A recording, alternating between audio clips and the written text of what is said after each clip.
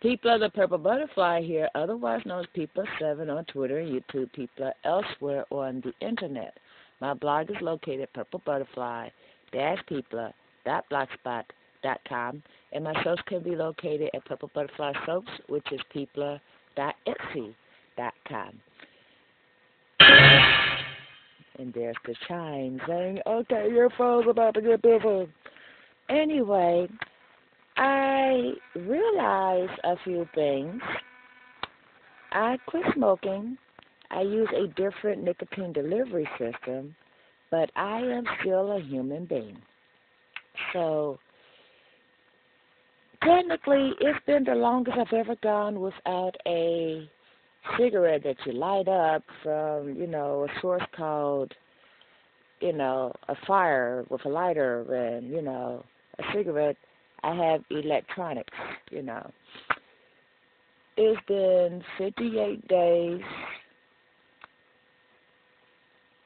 and, hold on, a little time there. It's been 58 days since I smoked a standard cigarette. It's been $287 worth of money I've saved, and it's been 1,160 cigarettes that I have not smoked. That being said, because of the way I used to smoke, I could tell you equivocally I couldn't go 2 days without a cigarette, and you have the shaky and the cranky and all that. Well, this is my nicotine delivery system. And at dinner, right before dinner yesterday, this is the day after Christmas, but right before dinner, I could literally smell my mom's cigarette. It was like, wow, she just smoked at least 2 cigarettes because of the level of the scent in the air, I could tell. So I disappeared on her. Came upstairs, grabbed my mixer case, took out my juice, put extra juice in here, and did this.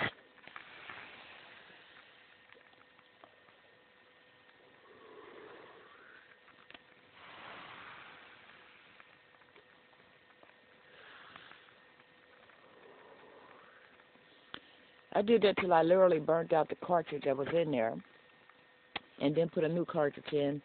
I literally gave myself the equivalent of 2 or 3 cigarettes. Right when my daughter goes, hey, we're ready to say grace, come down. I was like, be right there. Where'd you go? But what they didn't understand was I had 2 choices. I could have succumbed to the temptation that was about to hit me hard, fix the situation, and I got my nicotine fixed in without the, having to use the traditional method. So, that being said, if you know that you're going to be around a smoker, get your situation right with your nicotine delivery system. I have a slight spot on my lung, according to my doctor, that if I never smoke again, I never have to worry about. So between that and the stroke, they told me never, ever, ever have a cigarette. Well, you don't just up and give up nicotine because your doctor say so, and you have to have a method because, like I said, when I was trying the e-cigs at first, I still smoked. It was like 1 cigarette a week, but I still smoked. When I went to this method with the e-juice and all that, I was able to quit because I didn't have to worry about the cigarette because I still had a method of getting nicotine. Now, the difference is this. When you smoke a cigarette, there's 3,000 different chemicals that's going into your lungs. There's fire. There's all of the dangers of cancer, so forth and so on. This has 3 ingredients: propylene glycol, vegetable glycerin, a flavor, and nicotine. And then you could adjust the level of nicotine And I had been using a much lower amount of nicotine. I was down to 12. So, of course, when I put the juice in, I was using an 18 and gave myself the equivalent of what would have been 2 or 3 cigarettes. I also have a 24, but I don't use 24. That's like really way too much. I use a 24 if I'm literally, I mean, it would be like sticking 2 patches on my arm, and I don't even use the patches anymore. So if you have to curb your nicotine appetite, especially if you're going to be around a smoker or you're going to be stressed, you know, make sure that your battery is charged on these things. Make sure you have extra juice or extra cartridge, and do what you know. Because that way I can still say, because I'm 2 days away from my goal of the 2-month landmark, and then there'll be a 3-month landmark, and then, you know, eventually it'll be a year since I had a cigarette, or 3 years since I had a cigarette. And by that time, I'll probably not even be using the e-cig as a nicotine delivery system. I'll just be smoking for the pleasure of smoking, but it's not actually smoking, it's vaping, you know. Anyway, you know what I'm saying. And another thing I wanted to expand on, okay, my son's presents didn't show up. He was rather upset about that. I'm not. I know there's something there. My presents aren't even scheduled to be delivered until January 7th or 8th or something like that. If you're one of the people that have an issue with there's got to be something under the tree, then 3 or 4 weeks before Christmas, buy a little something, so that way your major presents that's going to be sent by mail or UPS or FedEx or whatever other method of freight, you know, that way it could still get delivered, just not in a crunch mode where people are upset because everything didn't make it. You know, have a little something. That's like there is a customer of mine, and see, I send stuff by mail, so I understand that. But there's a customer of mine, she goes, oh, you do gifts. I was like, yeah. You know, I gift wrapped her present. I, you know, made sure it had a special wrapping instead of the usual, you know, priority mail wrap.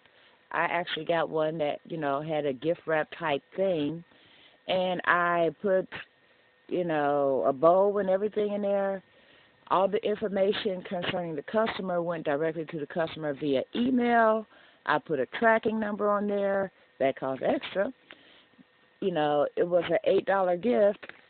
The tracking number, and by the time it was all said and done, I only made $3 on that sale. But I wasn't really worried about that sale, you know, and how much money I could make. I just wanted her customer to be happy because, you know, well, the recipient of the gift to be happy, and that customer go, wow, she did all this, even though it was an extra expense, so forth and so on. So then when it comes time to buy her stuff, she's going to know, hey, I knew it was Christmas time, and I cared and went the extra, so she'll come back and buy from me. So when it comes down to this person is going to make it and that person is going to make it, you know, when I'm the recipient of the gift that's going to be late, I have the patience almost of Job because I understand. I go the extra mile for my customers. The customers that are out there know this. The people that are sending my packages, you know, it's like one package I ordered on Christmas Eve. I'm not expecting it to show up tomorrow, you know what I mean? But by the same token, the stuff that I did order in a timely manner, if it showed up a little late, hey, as long as it shows up, it's marked as shipped, there's been a tracking number issued, eventually I will get that package, so I'm not worried about it. So when you're doing things that require patience, you know, everything from cigarettes or the cessation of nicotine to packages in the mail. Put yourself in that person's shoes. There are people who, you know, aren't doing regular routes, had to do extra shifts, so forth and so on, because the person that was doing that route has been so overwhelmed with the amount of packages that some stuff might get delayed. And that includes the post office, that includes UPS, that includes, you know, FedEx, Airborne Express, Dash, Red, all these local places and, you know, national places that deliver mail and packages. Just have some patience. Don't give them grief.